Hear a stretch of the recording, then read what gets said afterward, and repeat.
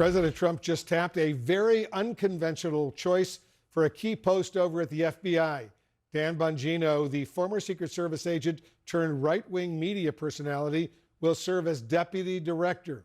Brian Todd has more on the story for us. Brian, Bongino will wield significant power in his new job. An enormous amount of power. Wolf will be running the Bureau's day-to-day operations. But Bongino's lack of experience at the FBI and his media background have raised concern among former agents.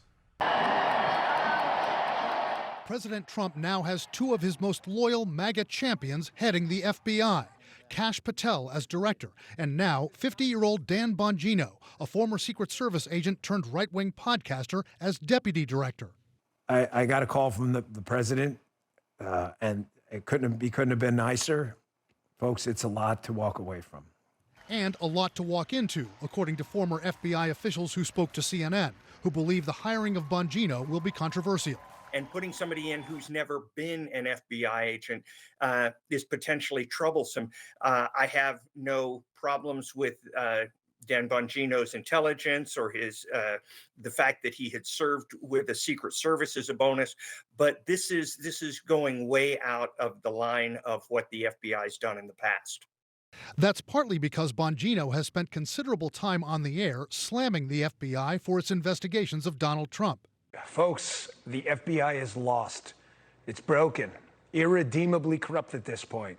Bongino, who served as a New York City police officer in the 1990s, later joined the Secret Service and served on President Barack Obama's protective detail.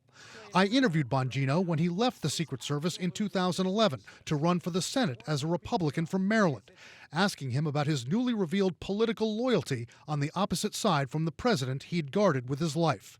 I want to say personally that I have enormous respect for him, but I just disagree with the ideology. It's a simple ideological play, that's it. The country's going on the wrong path.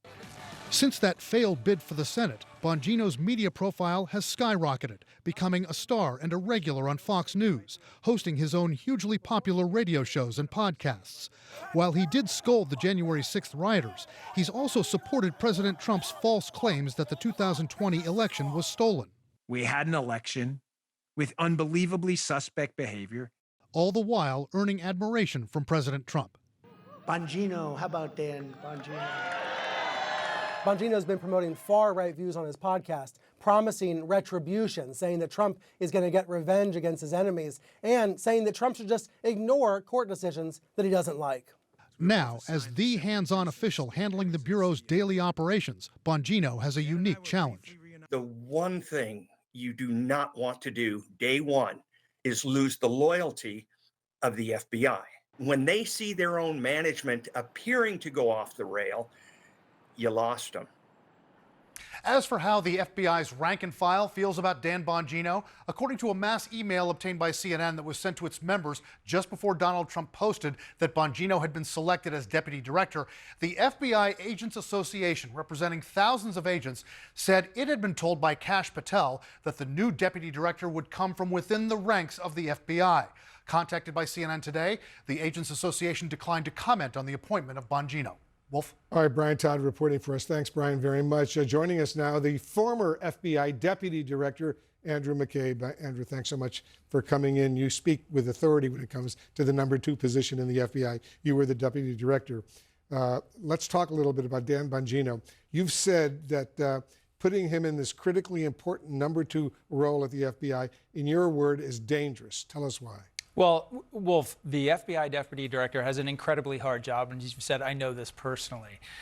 They are ultimately responsible for all of the FBI's intelligence collection and investigative activity. You are the operational manager, the chief operating officer for the FBI, and it is absolutely imperative that when bad things happen, you are prepared with a career's worth of experience and knowledge, the legal understanding to be able to make decisions quickly to avoid further crisis.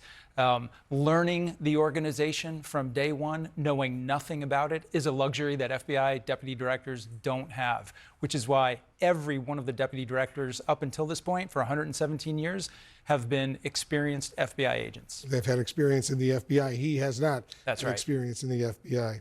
Bongino is a right-wing conspiracy theorist, as you well know. He's an election denier. I want to get your reaction to something Bongino recently said on his podcast. Watch this.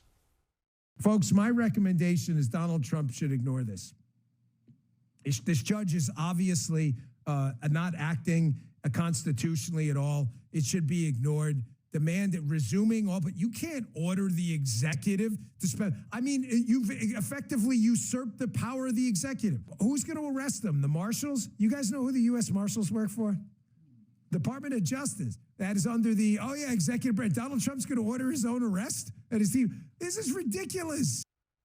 How disturbing is this sort of thinking from someone who will hold one of the most senior, one of the most important law enforcement positions in the U.S. government? As the most senior FBI agent in the entire organization, the person who is personally responsible for overseeing the work of 12,000 agents, to be on television or on the radio, on a podcast, advocating to ignore the lawful court order of a federal judge is a terrible mistake, and it sends an awful message to those law enforcement officers who are out there on the street every day trying to uphold the law, and follow the orders of federal court judges. It's a terrible example, and it's one that's going to come back to haunt him. The new FBI director, Kash Patel, as you probably know, had told allies that Robert Kissane, the acting deputy director of the FBI, was the likely pick to keep the job. So what do you think happened?